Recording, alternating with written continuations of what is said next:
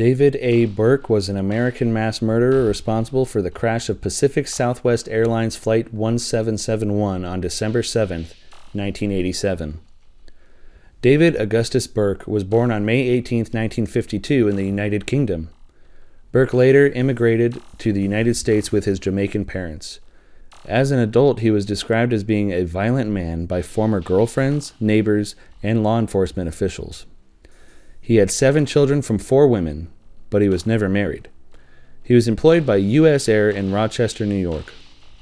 During his employment, he became a suspect in a drug smuggling ring that was bringing cocaine from Jamaica to Rochester via the airline that he worked for, though he was never officially charged. He eventually moved to Los Angeles to further distance himself from any further suspicions. Burke worked as a ticketing agent for USAir. USAir fired Burke for stealing $69 from in-flight cocktail receipts. Burke then met with his manager, Ray Thompson, asking to be reinstated. He then purchased a ticket for Pacific Southwest Airlines Flight 1771 from Los Angeles International Airport to San Francisco International Airport. Flight 1771 was a 4-engine British Aerospace BAE 146-200. His former boss, Ray Thompson, was also a passenger on that flight.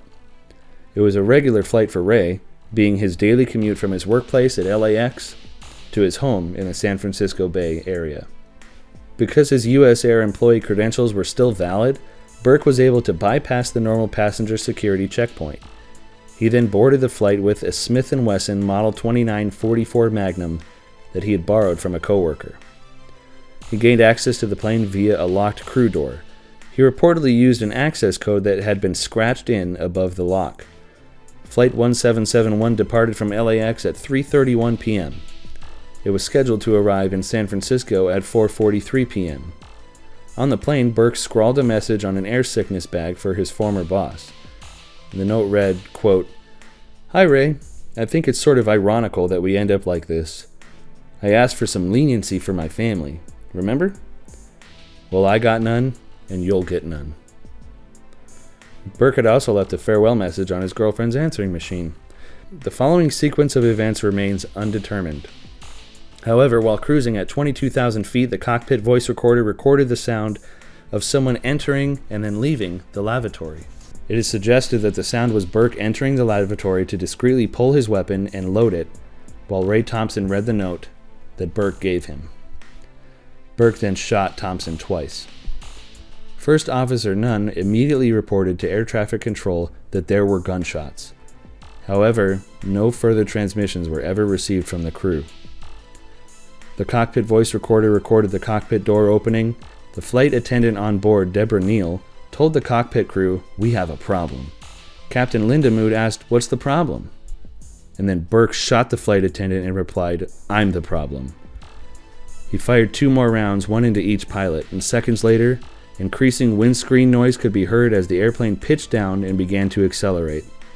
It is assumed that Burke had either pushed down the control column into a dive, or that one of the 2 pilots was slumped over it. One last gunshot rang out.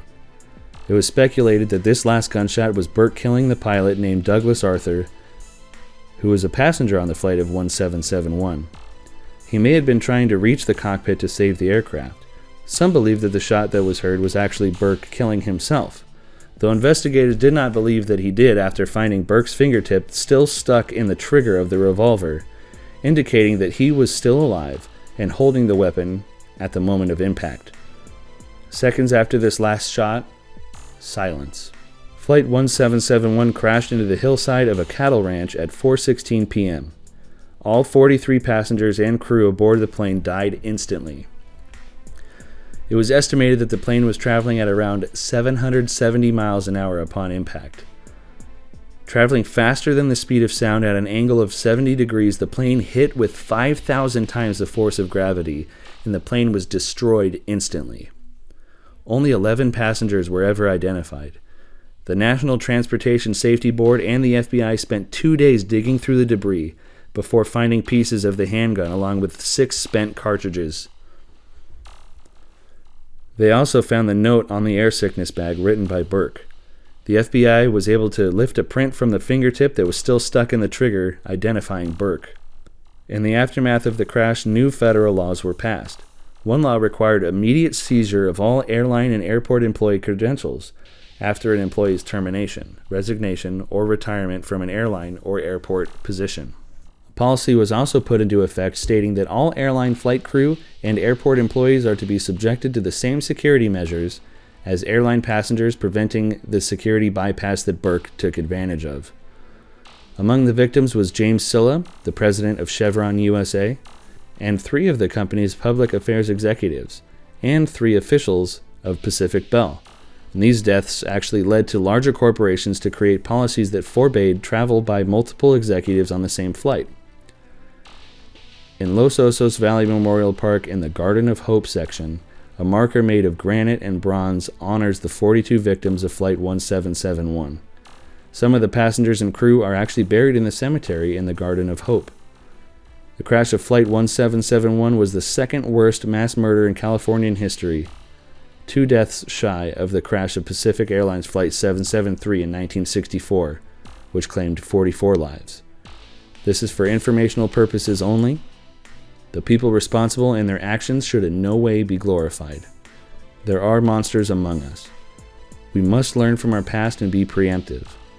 Regardless of motive, violence should always be a last resort as a method for inducing or provoking social change. Actions that lead to the taking of lives of innocent people are simply not justified.